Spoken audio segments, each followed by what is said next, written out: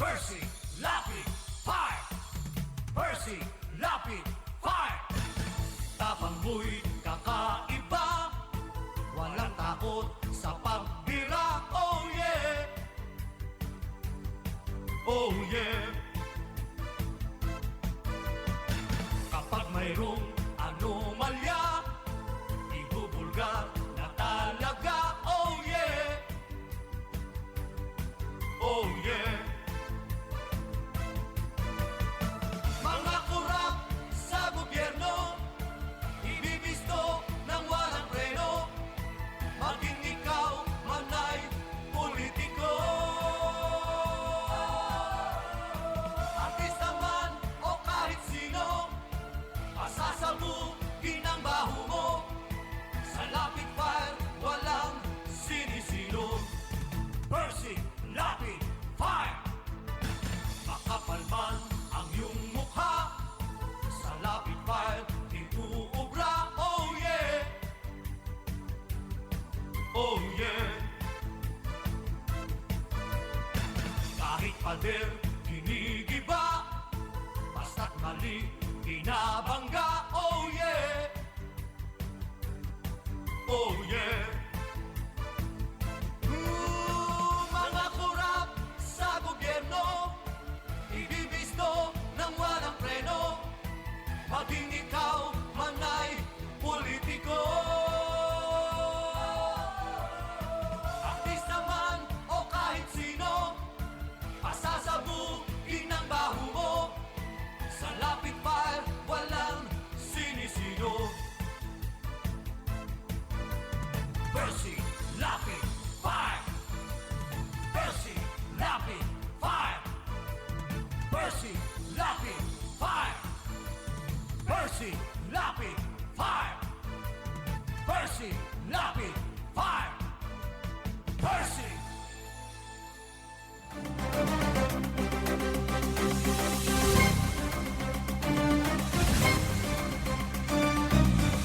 Magandang yumaga. Ito po si Percy Lapid. Ito naman po si Rose Novenario. Po si Peter Talastas. Magandang umaga po sa lahat po ng nakikinig dito sa Lapid Fire ni Ka Percy Lapid. Ito po si Atong Ma. Patong-patong ang mga malalaking balita ngayong umaga. Yan po ating mga pag-uusapan. Idineklarang disqualified ng Commission on Elections si Senator Grace po para tumakbong presidente. Andyan din po yung desisyon o hatol kay Pemberton. Usapan din natin pati po itong dating mga opisyal ng GSIS na sinampahan ng kaso sa Sandigan Bayan. Lahat po ng yan, mga kaibigan, sa ating pagtatanghal ngayong umaga. Inaanyayahan namin kayo, yung pong mga tagapakinig natin na nais magbigay ng reaksyon. Doon po tayo magbigay ng reaksyon kung maaari lang po sana, no? Doon sa desisyon ng COMELEC na nagdidiskwalipika kay Senator Grace po na makatakbong presidente sa 2016. Yun. At doon din po sa naging hatol ng hukuman sa Olongapo Regional Trial Court ng guilty. Ito pong si Pemberton na hinatulan sa kasong homicide. Na sabi naman itong siyempre ng pamilya, kahit sino naman siguro, sasabihin nila yun. Oo. Hindi lang sila. Sapagkat ang gusto siyempre nung mga biktima rito, mga naiwan ng biktima, ay yung maging katanggap-tanggap sa kanila ng buong buo ang isang hatol kasi sila yung aggrieved party, no ha? Ano po masasabi ninyo dyan? At hindi lang yan, si Pemberton po ay hindi na idiretso sa National Bilibid Prison. Gayong ang desisyon sa hatol sa kanya, ang commitment order niya ay sa National Bureau, National Bilibid Prison. New Bilibid Prison whatsoever. New Bilibid Prison, araw-araw nire-raid. Nakakulong na, nire-raid pa. No? Baka nakakita ng mga ang raiding nyo. Ibig sabihin na dyan, failure. Grabe na Pilipinas. Failure yung penal system. Buong Pilipinas, akalain mo doon pati doon magre-raid ka na. Oo. Dati tinatago dyan mga improvised na matalas lang. Eh. Oo, tama. Mga tinidor na ginawang kutsilyo, panaksak, ice pick, yan lang eh. Ngayon, dami na eh. May granada pa. Meron pa silang ganitong TV oh. Ay, power. Ang lalaki Meron ng pa. TV. Ano ba tawag dyan? LED Mga ba? HD pa yata. Oo, hindi tama. Di ba? May karaoke, may May ano pa, instrumento. may bathtub pa nga. Eh. Lahat na. May Paano maipasok yung bathtub? New Bilibid Prison and Hotel. Ah, And and casino. casino. And drug laboratory. Oh, yan na nga lahat na nga eh. New Bilibid. Kaya nyo yan. Kaya bago na yan eh. Bago naman. Kasi hindi na sila Oo. hindi na sila Dati wala kasi yan. Ngayon meron na. Diyan pala dapat mag-check-in si Ligaya eh. Hindi pwede. Saka si Sibilia. Ay, Yung ghostwriter na addict. Diyos makinig. Mga kaibigan, doon po kayo, magbigay kayo ng reaksyon nyo kung kayo po, ano sa palagay ninyo, tama po ba yung desisyon ng COMELEC na ma-disqualify si Senator Grace po base po sa batas. Sabi nila, base sa batas yan. At kanina narinig natin si dating Chairman Christian Monsod, nagpapaliwanag siya tungkol sa desisyon. Yung paliwanag niya ay base naman sa mga tinatanong sa kanya nung nagtatanong. At dito sa kaso ni Pemberton, mga kaibigan, yan nga po, imbes na sa NBP siya dinala, doon po siya dinala ngayon sa Camp Aguinaldo. At bago siya nailabas sa korte, nagkaroon pa ng tinatawag na standoff. Dahil ayaw i-turn over ng mga US security niya oh, yes. sa Philippine National Police si Pemberton. Pwede pala yun. Oo. Hindi yun. Kasi merong provision sa Visiting Forces Agreement na kailangan mag-usap muna Yan. yung Philippine government at US government kung saan magsaserve ng sentence yung convicted US Oo. serviceman. Yan. Tinanong ko kay Harry Roque kahapon. Okay, Paano yan, kako? okay po mga kaibigan. Ito naman mga GSIS official na harap po sa grab case ha. Malaking pera din ito. Yung mga dinimanda rito matataas na dating opisyal ng GSIS. Pag-uusapan natin yan at ang iba pang mga balita mga kaibigan sa ating programa ho. Yung mga nais tumawag po sa atin, dalawa na pala ang ating text line ha, na pwede po ninyong pagpadala ng inyong reaksyon. Ang text line po natin 0977-342-1644. Meron pa ho tayong isa na pwede ninyong pagpadala ng inyong mga text.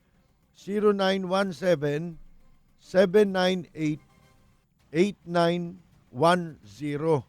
Ayun po. At ang atin po namang landline ay 4120288. Ang balitang ito ay hatid sa inyo ng Hataw. Number 1 sa balita, basta tabloid, Hataw. Ano man po ang inyong pinagkakabalahan sa mga sandaling ito, tayo po'y magsama-sama hanggang alas 10 ng umaga sa pagtatanghal ng Balita, impormasyon at mga isyong may kinalaman sa bayan. Lahat isisiwalat ng walang takot. Lilinawin, hihimay-himayin, matapang, ngunit malalim at makatotohanang komentaryo sa Lapid Fire. Lapid Fire. Kasama si Percy Lapid. Okay po mga kaibigan, may desisyon na ang COMELEC at nagsasabing si Grace po disqualified sa dalawang kaso dalawang issue. Yung kanya pong residency at yung kanyang citizenship na nabaliktad naman ang desisyon ng SET, 'di ba? Oo. Bagay, yung sa SET para sa senatorial yun Hindi naman para sa presidency yun. Pero dito sa naging desisyon ng COMELEC, gano'n na rin yun. Kasama Oo. na dito yung pong tungkol sa kanyang Citizenship. citizenship at saka yung kanyang residency. Tama. Pareho hong dinesisyonan, kaya doon sa dalawang issue na yun, disqualified si Grace po. Oo. Dalawang kaso, dalawang issue. Kasi base daw po doon sa mismong pinilapan na Certificate of Candidacy ni Senator po noong 2013. 2013 siya tumakbong senador eh. Yun ay nananatili na official document yun. Mm. Ha? Mga kaibigan, hanggang ngayon. Dapat, sa pagtakbo niya ngayon, mga kaibigan, bilang presidente ng Pilipinas, meron po kasing requirement dyan na kinakailangan 10 taon. Halimbawa, Pilipino ka nga, nagpunta ka naman sa ibang bansa, Oo. American citizen ka. nag-acquire ka ng ibang citizenship. Oo. Pagkatapos umuwi ka dito, para magkaroon ng, halimbawa, ni-renounce mo yung citizenship mo, no? Nag-renounce ka, tinanggal mo na ulit yung isa pang nationality mo. Kinakailangan yon ang residency mo, ang pamamalagi mo sa Pilipinas, ma-establish mo na meron 10 taon pataas. Tama. Ngayon, kung hindi po 10 taon pataas, ang residency mo, hindi ka qualified na tumakbong presidente. Mm. Yun ang ibig sabihin nun. Sa kaso po ni Grace po, kasi gumawa siya ng Certificate of Candidacy noong 2013 Oo. sa pagtakbo niyang Senador. senador. Sa madalit sabi, kung ano yung nakasulat doon, dapat tumutugma dito sa ipinal niya rin na Certificate of Candidacy ngayon sa pagtakbo niyang presidente. Mga kaibigan, lumalabas po, pag sinuma total mo, Oo. yung kanyang residency, yung pamamalagi, pagbabalik bayan niya rito sa Pilipinas bilang Filipino citizen, kulang siya.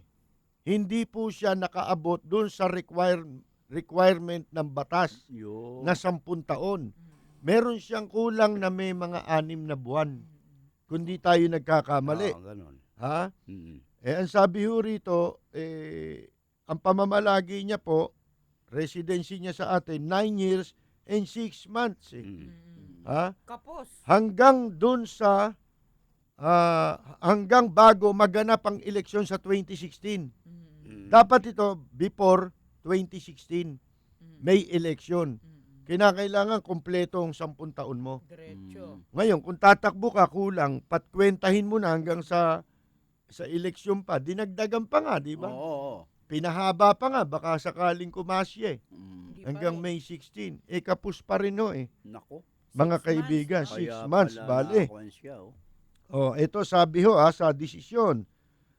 Respondents deliberate action on contradicting the sworn data earlier given in 2013 COC Mm. betrays an indubitable attempt to mislead.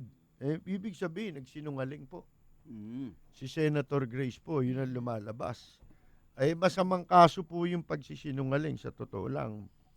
Pag ang kaso ng pagsisinungaling sa Amerika ho yan, wala ka na. Tapos ka na. Finish kontra ka na. Sa Japan, ganun din sa Japan Oo, pag nagsinungaling ka, no? Yung maliit na kasinungalingan daw, tsaka malaki, Pareho yun. pareho. Oo. Di ba? Parang pag nanakaw, magnakaw ka ng maliit, Oo.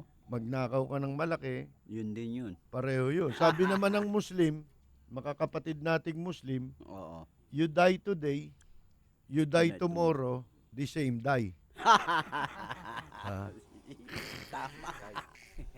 Mga kaibigan, no? Bueno, bago tayo magpatuloy, mga kaibigan, pakinggan muna natin ang ilang mga mensahe. Sa pagbabalik po natin, kakausapin natin ang mismong tagapagsalita po ni Senator Grace po patungkol naman dyan sa kanyang disqualification na ibinaba ng Commission on Election. Babalik kami, wag po kayong aalis.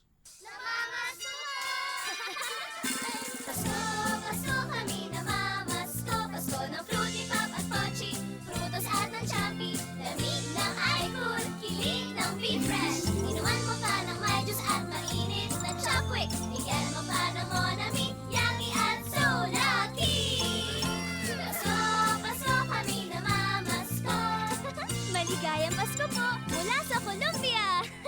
Mabuhay at maligayang pagdating, Pope Francis, mula sa Columbia International Food Products Incorporated.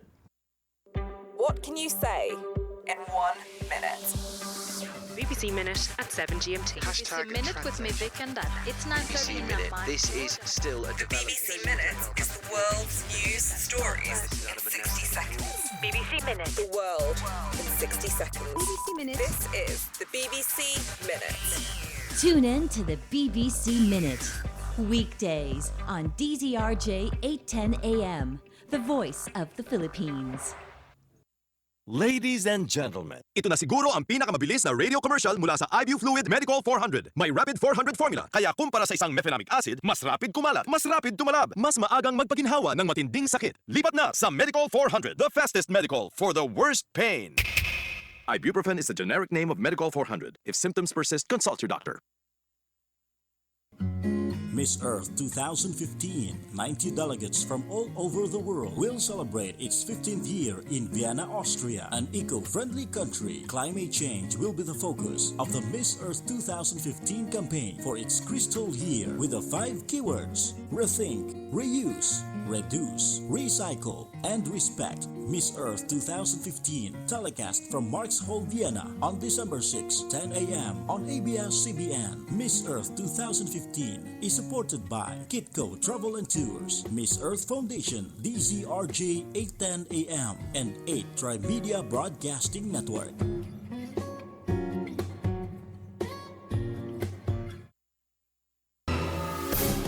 Nagliliyap na mga komentaryo, maanghang na mga batikos. Ito ang Lapid Fire ni Percy Lapid. Lapid Fire.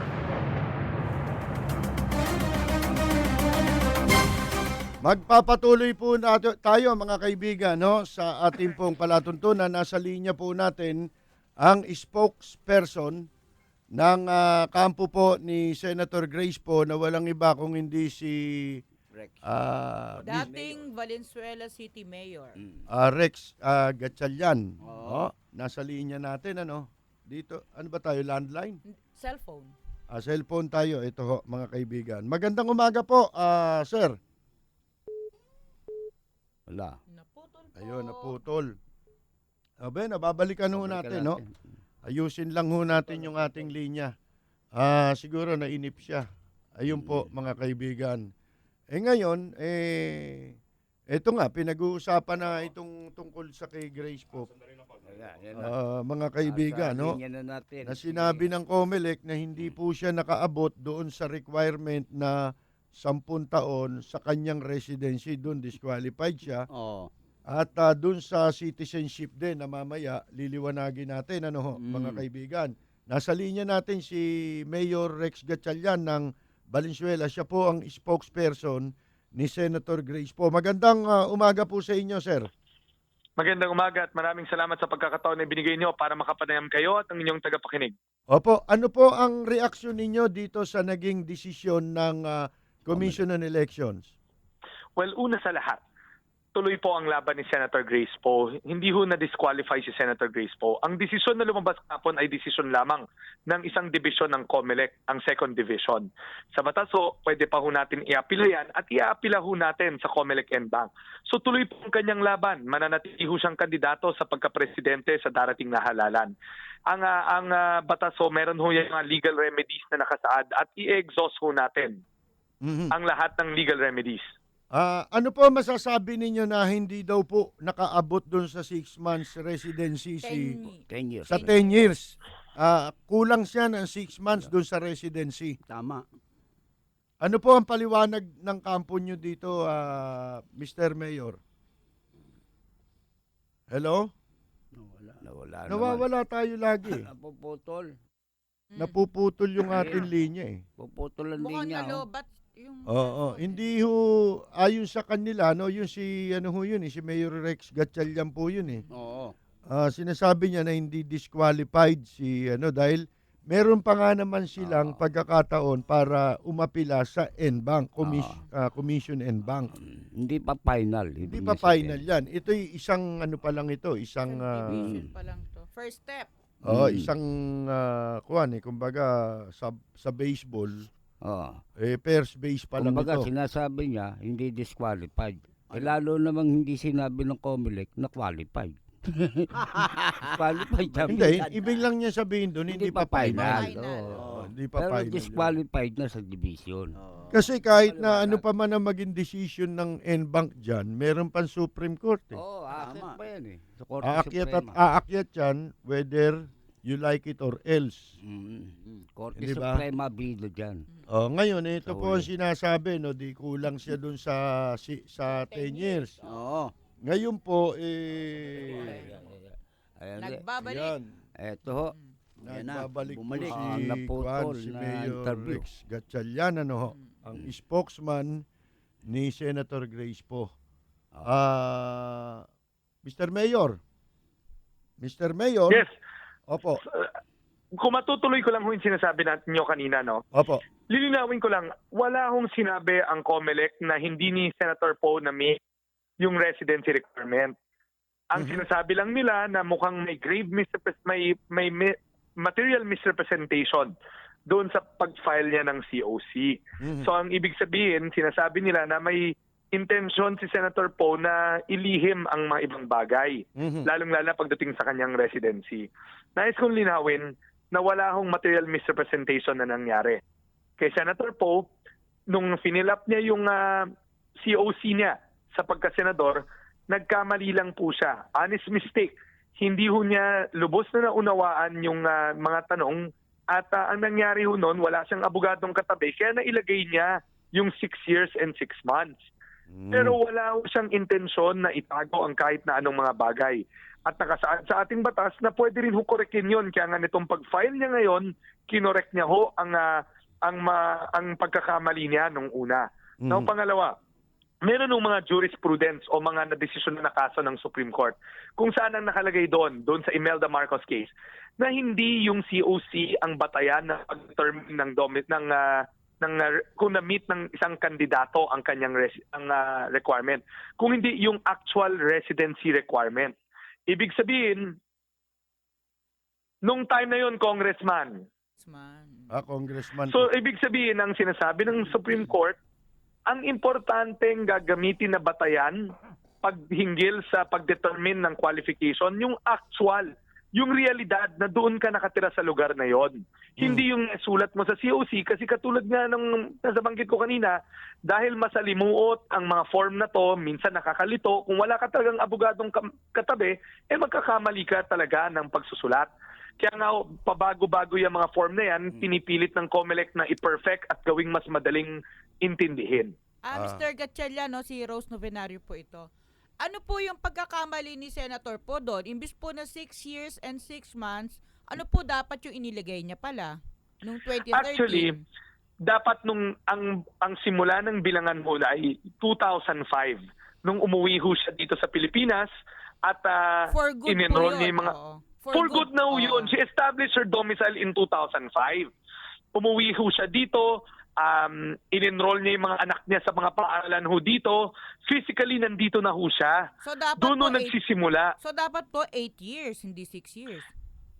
Actually, bukod pa doon, yung punto na doon sa lumang form kasi ng COMELEC, ng 2013, nakalagay doon, how many years have you been a resident prior to elections of 2013?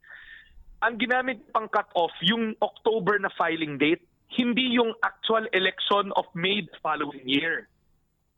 So, ibig sabihin nga, kung titignan nyo yung form ng COMELEC ngayon, nakalagay na yon, how many years have you been a resident of the country prior to the May 2013 elections? Ibig sabihin, binago pa nila yung sariling form nila kasi nakakalito nga yung form.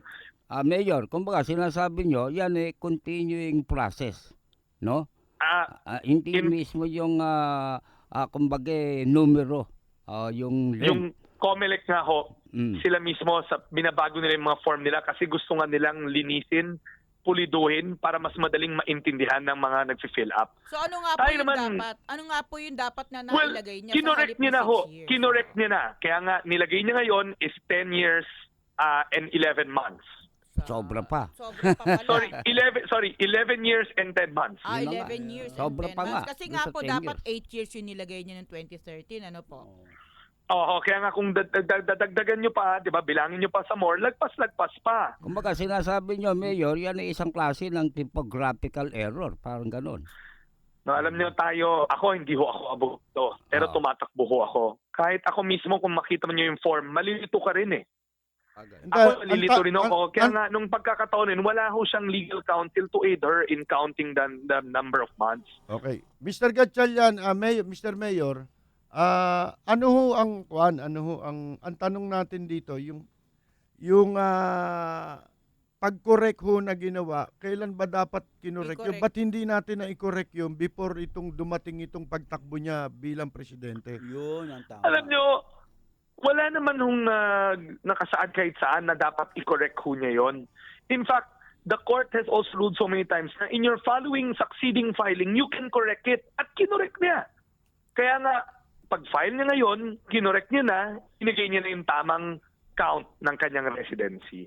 Yung pag-file niya ngayon is a means to correct her mistake na nauna. So, ibig po sabihin, prior to 2016 elections, bago siya nag-file ng COC, kahit nag-decide po siya na nagkamali siya, ito lang nag-file siya ng Certificate of Candidacy? Hindi po. Ngayon kasi meron ng mga abogado na tumulong sa kanya na mag-file ng COC, na i-interpret yung mga forms. Kaya doon ho natin kinorek yung pagkakamali ng 2013. So yun nga ho, ibig ko pong sabihin, noon lang po niya na-realize na nagkamali siya noong 2013. Actually, alam nyo, kung ako tatanungin nyo, layman rin ako. Lahat naman ho tayo at one point in time, nagkakamali tayo ng interpretasyon kung kailan ang mga legal na mga dekreto. Basta suffice to say, si Senator Poe ay naging resident at she established permanent domicile in our country ng 2005. Yun ho ang realidad. Umuwi ho siya, may physical presence, may mga tangible steps para ho patunayan na she's staying for good, katulad ng pag-enroll ng kanyang mga anak, pagkuha ng TIN. Yung mga bagay na yan ay patunay na nagsimula ang kanyang domicile sa ating bansa noong 2005. Mayor Gatchalian, ito ho bang sinasabi ngayon sa decision ng COMELEC, pagka kinuwenta ho ba natin pasok din siya dun sa, qualified siya na tumakbong senator noong 2013? Yes, more than qualified. 2 years lang ho yung sa Senate eh. Ito ho, hindi kasali dito yung sa bilang na ito na nilabas sa desisyon na siya ay kinu-question pa yung kanyang senatorship. Hindi nakasali yun, Ibang issue po yun. Ibang issue na ho yun, Dito lang sa presidency ito, wala na naman si Mayor Gatchalian. Sayang, maganda sana kasi kailangan talaga maliwanag na maliwanag eh. May paliwanag din nila yung panig. Ngayon sinasabi nila yung kay Imelda Marcos, pero yan, babalikan natin yan pagkatapos lamang ng ilan nating mahalagang mensahe mula po sa ating himpilan. Samantalang oras po natin 31 minuto, makalipas na po ang alas 9. This time check is brought to you by IB Fluid Medical 400, the fastest medical for the worst pain. What can you say in 1 minute? BBC Minute at 7 GMT. BBC Minute with me, Vic and Dad. It's 9:30 in Myanmar. This is still a The BBC Minute is the world's news stories in 60 seconds. BBC Minute. The world in 60 seconds. BBC Minute. This is the BBC Minute. Tune in to the BBC Minute.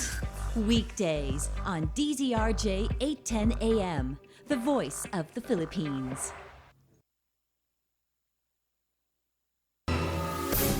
Nagliliyap na mga komentaryo, maanghang na mga batikos. Ito ang Lapid Fire ni Percy Lapid. Lapid Fire. Okay, nasa linya natin ulit, Pagbigyan natin yung kampo ni Senator Grace Poe. Kasi nga naman, syempre, ang may interview ngayon, yung mga nag-file ng kaso laban sa kanya, di ba? Balik po tayo, Mayor Gatchalian. Sorry ho, ang mga cell site talaga ngayon hindi na reliable. Ilang beses na tayo naputol. Di ba, Lo? Papanhin ho. Pagka naging presidente si Grace po, tsaka nating kastiguhin yan, ano? Kasama ho yan sa platforma niya. Mabilis na internet at reliable na mga communication line. Aha. Okay, balik ko. Yung itong decision na ito, hindi ho kasama dito yung kumu-question sa kanyang pagtakbo nung Senator 2013. Yes, hindi po. Wala pong question tayo doon. Ibang issue Wala. po yun. Yun yung naka-file ngayon sa Senate Election Tribunal. Si Senator po. Oh, yun. Yun po yung dinesisyonan sa sa set, ano ho. Yes, opo. Ngayon, dito naman ho tayo sa question ng kanyang citizenship kasi dalawang issue ho yung dinesisyonan ng Tama ho kayo. COMELEC, ano? Kung mahihiram ko yung mga desisyon ng Senate Election Tribunal, nakasaad ho doon na natural-born Filipino si Senator Grace Poe dahil nga sa mga international na mga batas na nagsasaad na mga foundling ay matuturing residente ng lugar na yon. Oo, kasi sinasabi Natural-born citizens of that country. Sabi ho ng ng COMELEC sa kanilang decision, still it requires a bloodline to a Filipino parent to confer the status of being a natural-born Filipino citizen. Sabi ho Pero doon sa desisyon ng Senate Election Tribunal, napakalinaw. Alam nyo, president setting ho yung desisyon ng Senate Election Tribunal. Sinabi nila na dahil sa umiiral mga international na rehimen, maituturing nating natural-born Filipino si Senator Grace Poe. Alam nyo, nakakalungkot isipin na kapag sasabihin natin otherwise, alam mo, hindi natin kikailanin ng political rights ng mga foundling, parang napakasakit naman yon. Imagine nyo, tinanggal na natin, hindi na nga nila alam sino mga magulang nila, tatanggalan pa ba sila ng sarili nilang pamahalaan ng mga karapatan? Hindi naman ho siguro nila kasalanan na hindi nila kilala ang kanilang mga magulang dahil inabando na nga sila. Pero obligasyon ng pamahalaan natin at ng saligang batas natin na bigyan sila ng sapat na proteksyon. Kaya nga nakakalungkot naman isipin na meron pa rin mga tao na patuloy na lumalait at hindi discriminate sa mga foundling. Kaya nga nagpapasalamat kami sa Senate Election Tribunal na lininaw nila yon na ang mga foundling ay maituturing natural-born citizen ng ating bansa. Okay, Mayor, ganito ho, no? Kayo magpapile kayo sigurado immediately ho yan, ng inyong motion for reconsideration. Tama po yon. Sa en-bank na ho ito, no? At eventually, kung halimbawa, syempre, expected na natin, hindi magiging favorable yan dahil 3 commissioner yung nag-decision dito Kasama sila sa en-bank, 7 yung commissioner. Sa madalit sabi po, kung indication, halimbawa na naging ganito rin, pareho din ang desisyon, inapheld ditong unang desisyon, eventually, tatakbo tayo sa Korte Suprema. Medyo matagal na magiging matagal na. Paano ho mangyayari dun sa pangalan ni Senator Grace Poe? Mapapasama ho ba yan sa nalalapit na pag-imprenta ng mga balota? Magandang tanong ho yan. Matel, tinanong mo yan. Sa punto na to, kandidato pa rin si Senator Grace Poe at mananatiling kandidato. Yung desisyon kahapon, kapag inapilo natin yun, hindi ho yun executory. Ibig sabihin, hindi ho mabubura ang pangalan ni Senator Poe bilang kandidato sa pagkapangulo. Tuloy po ang laban. Ipaglalaban ho niya ang karapatan ng bawat isa at masisigurado niya na kapag pagbibigyan siya ng pagkakataon, yun tayo ng gobyerno kung saan walang maiiwanan. To clarify, she remains a candidate and she will be a candidate for the upcoming election. Okay, magtatanong ho si Rose Novenario, yung kasama ho natin. Ay, Miss Chelian, may statement po kahapon si ERAP, si Manila Mayor Joseph Estrada, na pag-iisipan daw niya kung magbibigay pa siya ng suporta sa isang kandidatong madidisqualify naman. Ano po yung reaksyon natin dun sa ganung pahayag? Well, hindi ko pwedeng pangunahan si Mayor ERAP. Nire-respeto namin ang kanyang opinion at ang kanyang desisyon. Pero sa amin, masasabi lang namin, hindi po madidisqualify si Senator Poe. So that statement will not apply to her. Sa tingin po ba ninyo, kailangan po ba ninyo ang suporta ng kahit na sinong politiko? O halimbawa na po, sa lahat ng tumatakbo, kailangan nyo ang suporta ng bawat mamamayan. Kahit na anong tulong ang ibigay nyo, lalong-lalo na sa mga people of stature katulad ni Pangulong Erap Estrada. Napakahalaga nun at napaka-importante. Pero naniniwala kami na hindi ho madidisqualify si Senator Poe. So hindi ho ma-apply yung statement na yon kay Senator Poe dahil hindi ho siya madidisqualify. Wala ho. Naniniwala ho ba kayo sa sa case of death? Mayor Gatchalian? Alam po nyo, sa amin mas ang importante, ipaglalaban ho natin ang karapatan ng mga foundling. Hindi ho madidisqualify si Senator Poe. Mananatili po siyang kandidato at ang lahat ng suporta na ibibigay sa kanya, tatanggapin natin na malugod. Hindi, ang nire-repair ko dito, yung magsusuporta, hindi si Senator Grace po Doon sa tinatanong kong, kasi meron sinasabing suporta daw, kung susuporta naman sa'yo, case of death. Yun ba, tatanggapin din ang kampo ni Senator Grace po?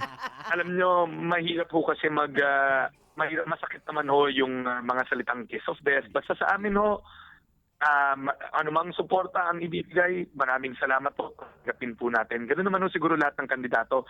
Masakit naman ho ituring ang isang suporta ng case of death, di ba?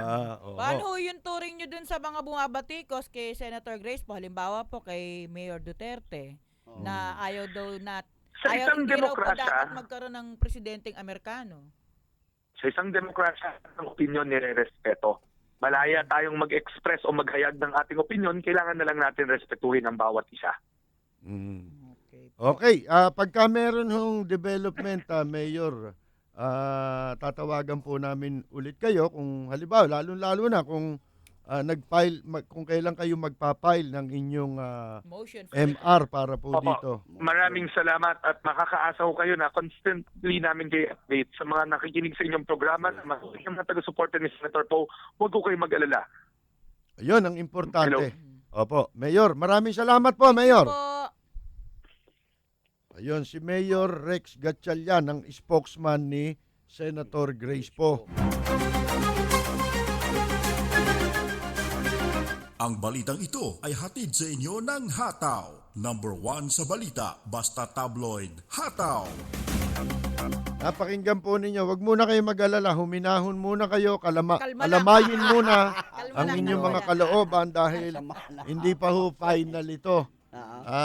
Siyempre, bigyan naman natin sila ng pagkakataon nila, di ba? May proseso naman hindi dumaan sila dun sa proseso. May legal remedies nga daw, di ba? At saka nung unang-una, si Senator Grace po mismo ang nagsabi. Matatag ang kanyang hamon, di ba? Handa kong harapin. Di ba? Ang anumang kaso na ipag-aharap. Laban sa akin. Sabay kagat sa daliri. At mga kaibigan, ayan po maganda yung pero sinasabi dito sa desisyon. Napakinggan ko nga pala yung interview kanina kay dating COMELEC Chairman Christian Monsod sa isang himpilan. Kasi tinatanong siya, paano ho yan kung halimbawa kasama yung pangalan ni Senator Grace po dun sa balota. Di ba? Kasama, maimprenta yun. Habang dinidinig ang kaso laban sa kanya dahil wala pang finality. Di siyempre, mapipilitan yung COMELEC, alangan naman tanggalin nila yung wala namang disqualification final pa, hindi ba? Di siyempre, mapapasama yung pangalan. Isasama kaya ng COMELEC yun. Ngayon, kung isama ng COMELEC, ang tanong ngayon paano yung boto niyan kung eventually ay natapos ang eleksyon tapos disqualified pala si Grace po kasi hanggang Supreme Court yan Hindi natin alam kung hanggang kailan matatapos yan kung yung local nga, ang tagal matapos ng DQ, di ba?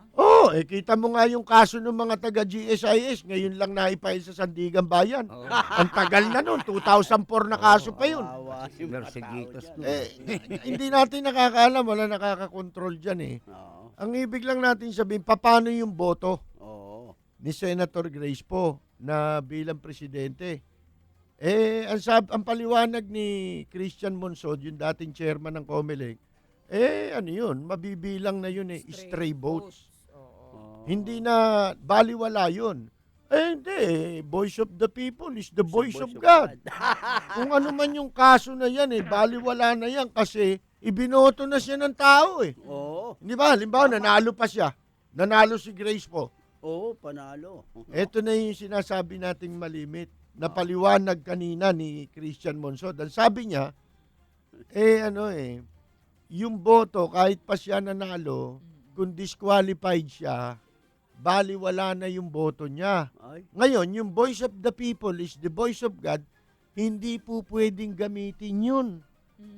Kasi pag yun ang ginamit mo, paano yung batas? Tama. Ayun yung kay Makiling. Yan, ganyan Ganun yung nga, decision. yung pinaliliwanag natin madalas noon. Ang ponente nun si CJ Sereno. Sereno. Mismo. Kasi po, mga kaibigan, mababaliwala ang panalo ni Senator Grace po kung halimbawa natapos ang eleksyon, nabilang nga ang boto niya, tapos disqualified pala siya kasi immaterial pala yung iboto ka eh. Di ba? Kasi nga, meron kang may kinu-question sa iyo sa batas. Halimbawa, may kaso ka, plunderer ka. Dapat ganun ang decision eh. Ang sabi ni Christian Monsod, paano pa yung batas? Ibig sabihin, dapat magbase ang desisyon sa batas. Yun ang tama. Katulad ng sinasabi dito sa desisyon na ito.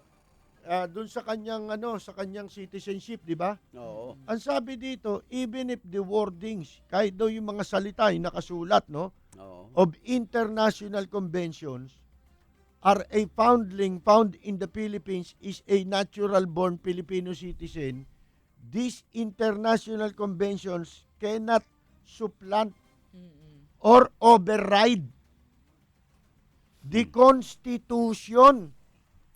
Hindi po pwedeng tapakan ito ang konstitusyon natin sa bansa. Tama. Oo.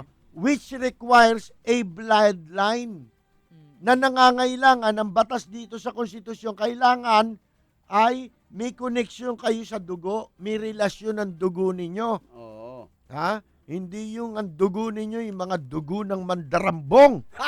Hindi ho yun. Ang dugo ninyong talagang nananalaytay sa inyong mga ugat. Yun ang ibig sabihin nun. Bloodline to a Filipino parent. Magulang. To compare the status of being a natural-born Filipino citizen. Ayun ang sabi nila. Kinakailangan batas, hindi po pwede rito yung ano ba yon? Yung Vox Populi Vox Day. una, yung Vox Populi Vox Day, tsaka yung dispositive portion. Bisa patunayan mo sa dugo. Kasi husanggini para mapatunayan Pilipino ka dugo. Ayun. At hindi alam kung sino tatay niya at nanay niya, asan ang dugo. Yun ang hinahanap. Kaya sabi, magpa-DNA test ka. Wala. Nagpa-DNA siya dun sa akala niya kamag-anak niya. Wala Negative rin. naman. So, kailangan maghanap pa. Ayan. Sige, magbabalik tayo pagkatapos lamang po ng ilang paalala. Trimedia Pro Incorporated. This newscast is brought to you by the Philippine Charity Sweepstakes Office. Pusong Pilipino, Pusong Panalo. Now, global headlines on DZRJ 810 AM. Here's the BBC Minute. Adam Benicia here with BBC Minute. To Australia first, where police in Sydney have raided the home of a man who has been arrested before over the killing of a police worker. Curtis Cheng was gunned down outside a police station in October by a 15-year-old schoolboy. The incident was described as a terrorist attack. 7 men have gone on trial in Paris. They're accused of recruiting fighters for the Islamic State group. One of the suspects is being tried in absentia. He's thought to be in Syria. BBC Minute. Some football news. Yeah, Manchester City have reached the League Cup semi-finals for the 4th time in 7 seasons, beating Hull 4-1. Kevin De Bruyne was trending. He was responsible for 2 of the goals. Kylie Jenner on the cover of Magazine. Nothing special about that. But this one's got everyone talking because she's in a wheelchair for a fashion shoot. One of 3 covers for Interview Magazine. The Keeping Up with the Kardashian star is dressed in a latex bodysuit and sitting in the wheelchair. And a lot of people are not happy. 0059G. BBC Minute. the BBC Minute. Your quick news fix on DZRJ 810 AM, the voice of the Philippines. Ladies and gentlemen, ito na siguro ang pinakamabilis na radio commercial mula sa IBU Fluid Medical 400. May Rapid 400 formula, kaya kumpara sa isang mefenamic acid, mas rapid kumalat, mas rapid tumalab, mas maagang magpaginhawa ng matinding sakit. Lipat na sa Medical 400, the fastest medical for the worst pain. Ibuprofen is the generic name of Medical 400. If symptoms persist, consult your doctor. Nagliliyap na mga komentaryo, maanghang na mga batikos. Ito ang Lapid Fire ni Percy Lapid. Lapid Fire. Pero in fairness sa desisyon, sabi ng COMELEC, sabi nila, the COMELEC Second Division said that it would have wanted to declare po eligible to seek the highest position in the land, saying she is not only popular and is potentially a good leader. Gustong-gusto man daw ng COMELEC na-ideklara siyang kwalipikado, mga kaibigan, para sa pagtakbo niya sa pinakamataas na posisyon ng ating bansa. Dahil sa hindi lang siya popular, kundi siya potential na mabuting leader.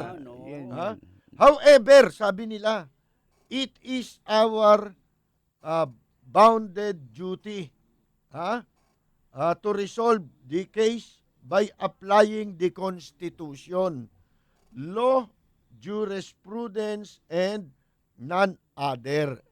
Pero hindi dapat manaig yun sa batas. Yun ang in fairness sa sinasabi nila naman ng decision ng COMELEC. Pampalubag loob kay Grace po. Okay ka. Pero hindi pwede. Kaya lang hindi pwede. Pahinga ka. Okay ka. Pahinga ka muna. Pero mas okay sa'yo si Roy Sinieres. Qualified yun. Qualified, sabi nga. Qualified tip. Paano ko? Hindi naman ako natalo. Alam ba, hindi ako natalo. Hindi ka nga natalo. Hindi ka rin nanalo. Kasi, yung null and void, ang kandidatura mo, ab initio. Yun. Hausyaw ka, ganun. Hausyaw ka. Sino? Pag na-disqualify. Hindi, matagal pa yan. Saling pusa. Sa COMELEC, pwedeng mabilis yun. Mabilis yan. Supreme Court. Yung Supreme Court. Kasi, siyempre, siguro, isipin din ng COMELEC, teka muna, kailan ihabol natin ito? Bago tayo mag-imprenta para makagulo ito. Kamukha yung ginawa ng Supreme Court ngayon na TRO. Isipin mo, may TRO Supreme Court ngayon, pinatitigil yung biometric. No bayo, no boto. Yung no bayo, no boto. Pero binibigyan sila ng 10 days para sagutin nyo ng COMELEC. Pambihira kayo. Ba't ngayon nyo lang ginawa yan? Pinagod nyo kami. As against dito sa hindi makaboboto. Pagkatas pinagod nyo kami, bababuyin lang kami ng mga hindi sumunod sa batas. Sumunod kami sa batas Ano bang katarantaduhan ito? Nagbasa tayo ng text. Nakikiramay muna tayo kay Becca. Becca. Becca. Ano nangyari kay Becca? Beck Bernabe. Venturina Bernabe. Na editor, pumanaw ang kanyang ama. Condolence, Becca. Nakikiramay po kami. At ang kanyang, ang labi po ng ama ni Becca na si Ginoong Roman Venturina ay nakalagak po sa Valley of Peace dyan sa Moriones, Sande. Sa Tondo po ito sa likod po yan ng Iglesia ni Cristo Church. Tama. Sa likod po yan. At ihahatid po daw sa huling hantungan sa December 5 sa Manila North Cemetery. Kaya kami po ay nagpapaabot ng pakikiramay dito kay Becca. Ngayon, isa pang namatay. Baka ito para sa mga banda, yung matatandang banda, baka kayo kilala na ninyo. Panahon pa ng Vietnam, ito, mga sinaunang Japan ito. Ito, bata pa ako, nagja-Japan na to Ang katunayan dito, ito nagturo sa aming kumante. Si Mario Nieto Ito naging agent ito ng EIIB, mga ganon. FMIB. Naging government agent ito eh. Si Mario Nieto. Pero dati itong banda, musikero. Galing yan. Tom Jones nung araw yan eh. Ang galing, ha? Dyan ako inggit na inggit nung araw. Gusto kong tularan talaga eh. Yung malita ko, sipin mo, galing ng Japan yan. Lintik ang forma eh. Lintik ang arrival eh. Ang arrival niya, departure natin eh. Mga kaibigan eh. Airport lang ha. Pumanaw na rin. Si Mario Nieto. Galing pa, no? At siya po dyan naman yata sa Pilipinas sa funeraria. Dyan po sa Las Piñas.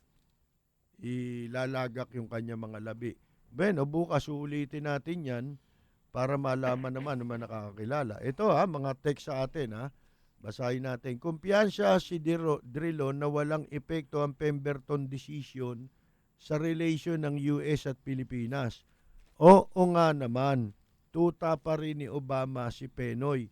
Buti pa nung panahon ni General Luna, rinirespeto pa tayo ng mga kano habang pumapatay sila ng mga Pilipino. Yun, sabi ng 9239. Good day mga kasama sa Fire.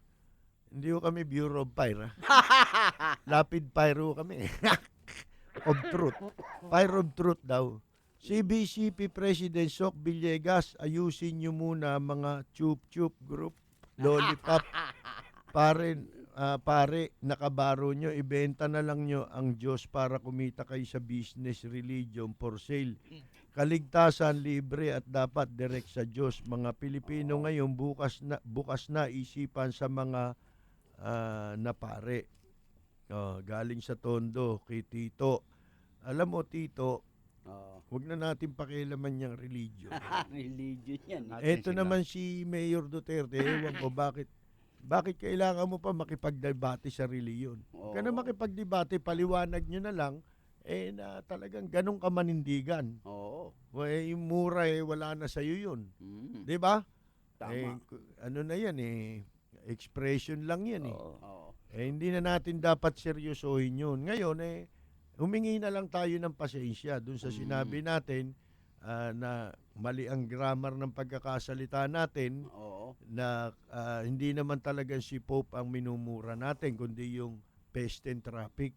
Nag-apologize siya kahapon Ang dami, wala na tayong magagawa. Masyado ng desperado mga Pilipino kaya natawa na lang sila. Ngayon wala masamang sumaya tayo minsan at saka yung mura, si Duterte lang ang natatawa tayo pag nagmumura. Pag ito, mabubuisit ka. Ito, pakinggan nyo tumuran to. Meron sila. Okay, kami na... Kamantado, ulol. Di ba nakakainis? Yun na nakakainis. Sipin nyo, mas masama ho yun Ululan sinabi nun Di ba? Sana kung si Ligaya sinabihan mo niya, pwede pa. Di ba? Kasi wala raw tutang na ulol. Oo nga. Di ba? Si Duterte nagmura, pero hindi korap yan. Yung pinarinig mo, korap yun Galit kayo sa mura, sa kurap, di kayo galit. Dapat nating isumpa. Wala tayo, desperado na taong bayan Pati nga yung lumalahok na rin ikukuha na rin si Duterte, yung endorso na rin ng pambansang ugnayan ng mga kababaihang inaapi. Hindi ba? Kasi pati yung pambababae ni Duterte, narinig ko kinu-question na rin ang simbahan. Ang sabi naman ni Duterte, anong gagawin ko dito? Ano gusto niyong gawin ko dito? Nilikha akong ganito. Meron ako niyan. Anong gusto niyo? Ipiting ko? Saan mo ipiting yan? Di ba nung araw may merong papayag ka ba niya? Maghuhubot-ubad ka. Ang kasama mo, maghuhubot-ubad din.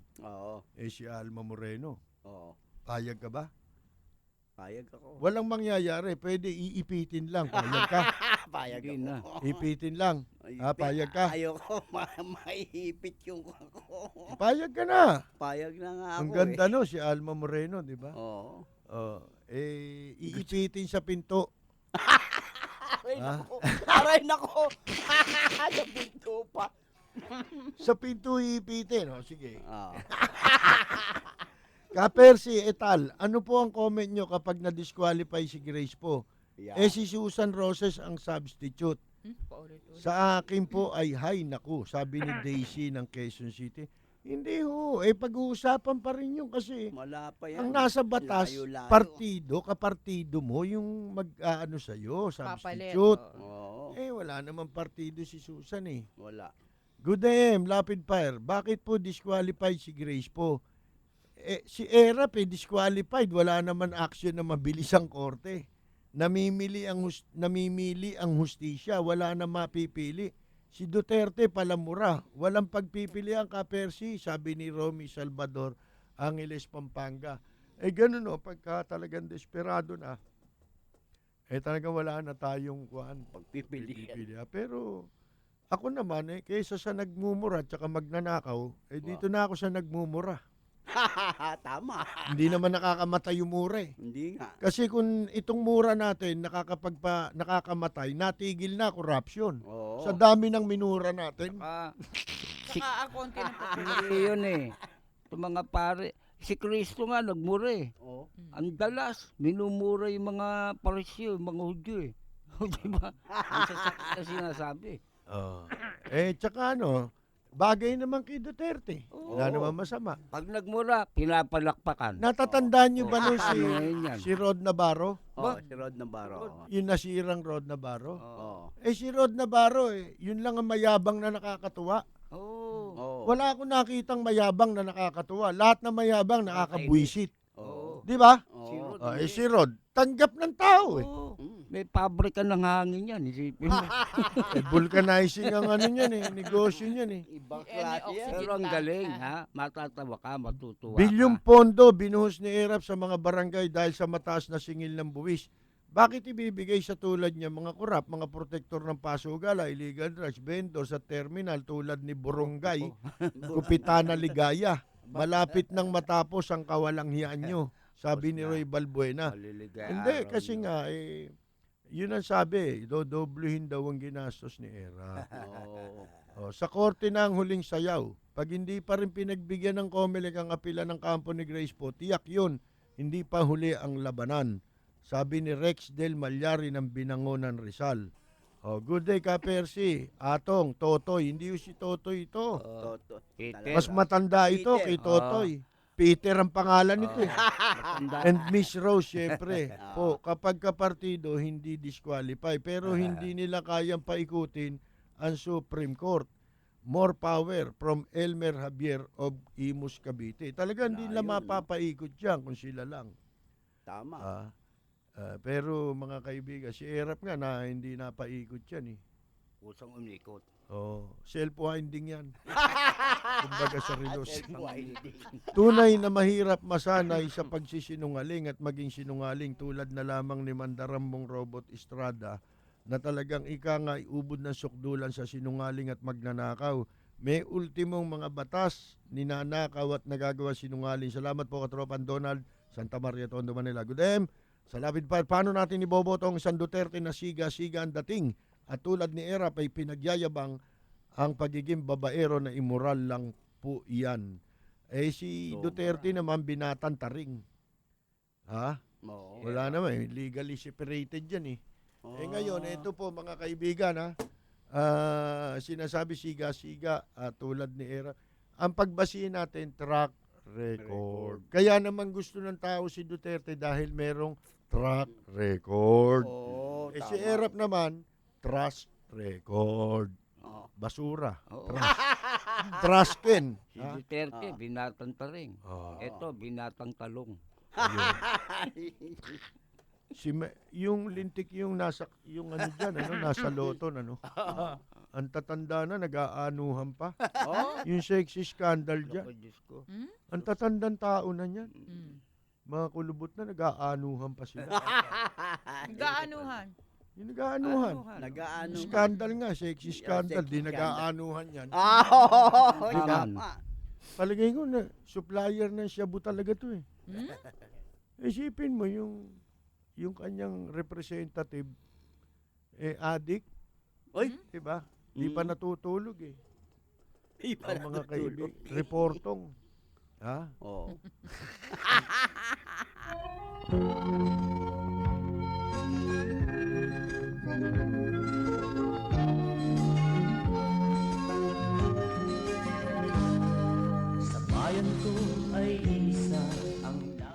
Kulang talaga oras po natin. Pasensya na po kayo. No? Yung iba, hindi na natin natalakay. Di bali, bukas po natin babalikan yan. No? Kami po pansamantalang magpapaalam. Maraming pong salamat. Ito po si Rose Novenario. Ito po naman si Peter Talastas. Maraming salamat po sa lahat po ng sumalay ay nagsaysay dito sa Lapid Fire ni Ka Percy Lapid. Ito po si atong mama. Buhay po kayo. Nagsaysay? Buti hindi ka nagkamali, ha? Ito po naman si Percy Lapid na bayanan po ninyo. Susunod agad ang programang Katapat at Karancho kasama si Mayor Alfredo Lim at si Miguel Hill. Maraming salamat at magandang yumaga! Ferdinand Adik Sibilla.